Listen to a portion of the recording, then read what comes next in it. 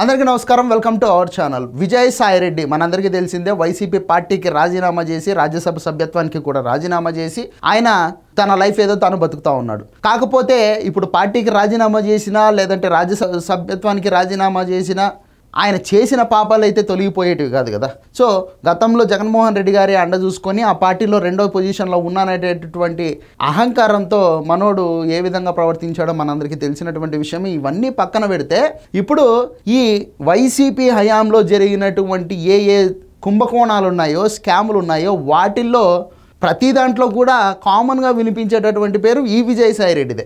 ఈ విజయసాయి రెడ్డి ఇప్పుడు ఏం మాట్లాడుతూ ఉన్నాడంటే, ఈ లిక్కర్ స్కామ్లో పూర్తిగా కర్త కర్మ క్రియలన్నీ మిథున్ రెడ్డి, వాసుదేవ్ రెడ్డి, జగన్మోహన్ రెడ్డి, కరాజ్ కసిరెడ్డి వీళ్ళు మాత్రమే. నాకు ఒక్క రూపాయి కూడా దాంట్లో రాలేదు, నేను దాంట్లో ఒక్క రూపాయి కూడా తినలేదు, నాకు ఏ సంబంధం లేదు అని మాట్లాడుతూ ఇంకా ఏమంటాడంటే, ఈ రాజ్ కసిరెడ్డి ఏదైతే ఈ ఫోన్ కాల్, ఈ కాల్ రికార్డింగ్ రిలీజ్ అయ్యిందో దాన్ని బేస్ చేసుకొని ఈరోజు విజయసాయి రెడ్డి ఏం మాట్లాడుతూ ఉన్నాడంటే, నిందితులు సగం బట్టలు ఇప్పేశారు, పూర్తి బట్టలు ఇప్పేయడానికి నా వంతు సహకారం నేను చేస్తాను అని చెప్పేసి ఇప్పుడు రివెంజ్ పాలిటిక్స్ ప్లాన్ చేశాడు అనమాట మన విజయసాయి రెడ్డి. దానికి సంబంధించి ఏం మాట్లాడతాడంటే, ఏపీ మద్యం కుంభకోణంలో తన పాత్ర విజిల్ బ్లోయర్ లాంటిది మాత్రమే అని చెప్పేసి విజయసాయి రెడ్డి మాట్లాడడం జరిగిందనమాట.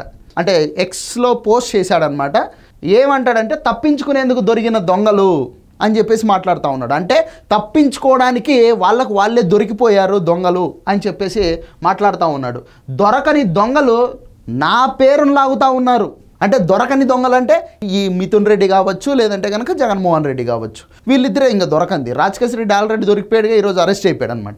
దొరకని దొంగలు నా పేరును లాగుతూ ఉన్నారు. ఏ ఒక్క రూపాయి నేను అందులో నుంచి ముట్టుకోలేదు.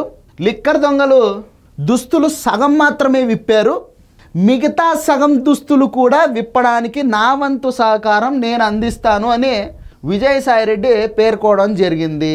వైసీపీ హయాంలో జరిగినటువంటి మద్యం కుంభకోణంలో పాత్రధారి సూత్రధారి రాజ్ కసిరెడ్డి, వైసీపీ హయాంలో జరిగినటువంటి ఈ భారీ మద్యం కుంభకోణంలో పాత్రధారి సూత్రధారి రాజ్ కసిరెడ్డి అని చెప్పేసి విజయసాయి రెడ్డి మొన్నటికి మొన్న జరిగినటువంటి ప్రెస్ మీట్లో ఆయన మాట్లాడడం జరిగిందనమాట. మద్యం కుంభకోణంలో కర్త కర్మ క్రియ రాజ్ కసిరెడ్డి.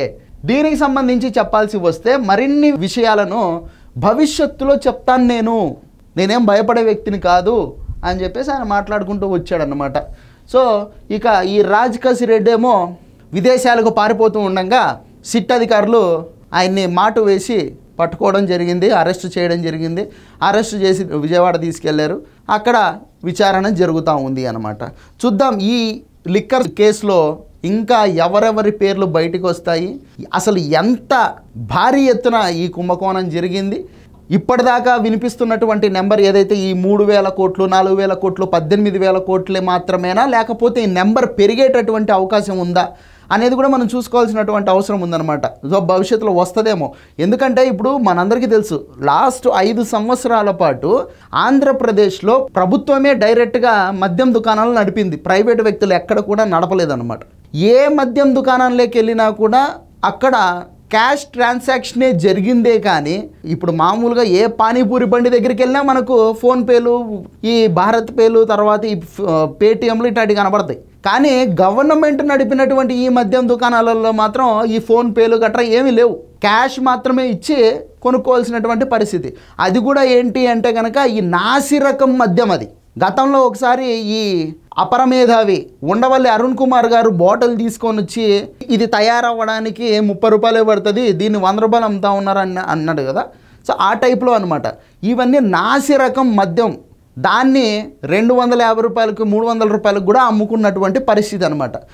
ఆ లెక్కన చూసుకుంటే 5 సంవత్సరాల దోపిడీ. కాబట్టి ఇప్పుడు ఏదైతే వినపడతా ఉందో ఈ 4,000 కోట్లు బయటికి వెళ్ళిపోయింది, మొత్తం 18,000 కోట్ల కుంభకోణం జరిగిపోయిందని, ఆ నెంబర్ ఇంకా పెరిగేటటువంటి అవకాశం కూడా ఉంది. ఒక్క ఛాన్సు ఇంత దోపిడీకి. ఇది వీడియో. ఈ వీడియో నచ్చితే లైక్ చేయండి, సబ్స్క్రైబ్ చేయండి, షేర్ చేయడం మాత్రం మర్చిపోద్దు. Thank you.